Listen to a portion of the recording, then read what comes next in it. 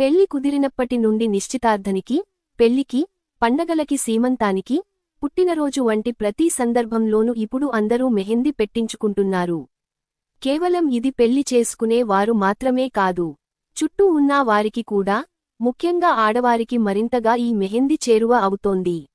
నిశ్చితార్థం, పెళ్లి సమయములో మెహందీ డిజైన్స్లో పెళ్లి కొడుకు లేదా పెళ్లి కూతురి పేర్లు రాసి వాటిని కనిపెట్టమని ఫన్నీ గేమ్స్ లాంటివి కూడా ఈ మధ్య వేస్తున్నారు.